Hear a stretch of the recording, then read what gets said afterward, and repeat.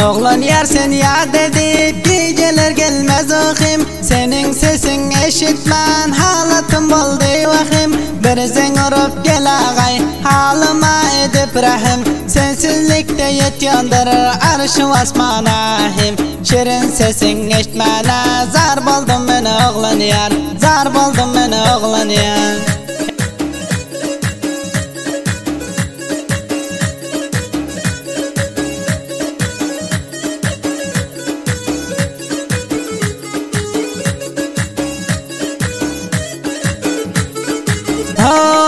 Tazeden hayat vurup başka bilen yürmeken. Tep hoş bulup yür canım ya hırda harzar mekan.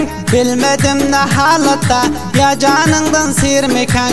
Aramız uzak bizim yaman intizar mekan. Nide bolsan sağ aman hoş yaşagin oğlan yar. Hoş yaşagin oğlan yar. Gece sensiz karanlık, sen ayım hem sitaram. Kışa döndürüp gittin menin güllü baharım. Eğer sen urcaktıysan şulan yıl kışım aram. Bir cezen urup gelgin tapsın bul kalbim aram. Alam yattan çıkan yok, intizar men oğlan yar. İntizar men oğlan yar.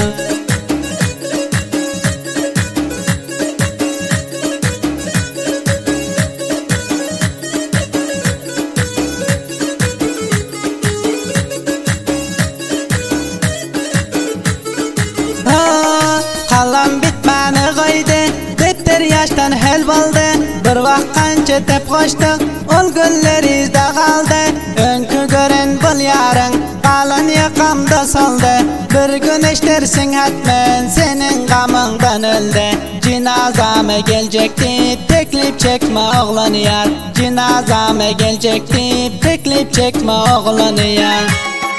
Ölen son cesedimi o yan bayan tarsalar. Yoğup tabuta yüklep kabristana erseler. Üstüme topur yüklep hemme tarı paysalar. Yakşı istedip hemme tarı besseler. Cema akşam yad edip bir hatım çık oğlan yar. Bir hatım çık oğlan yar.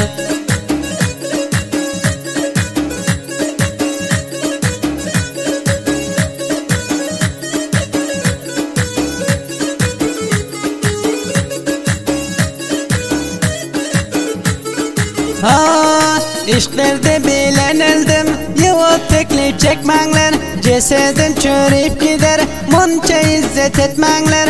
Şul yarım bir görsün, durun alıp gitmenler. Bir kız için ağlamaz, gözden göz yaş dökmenler. Men deyip teşvişte kalmasın ul oğlan yar. Kalmasın ul oğlan yar.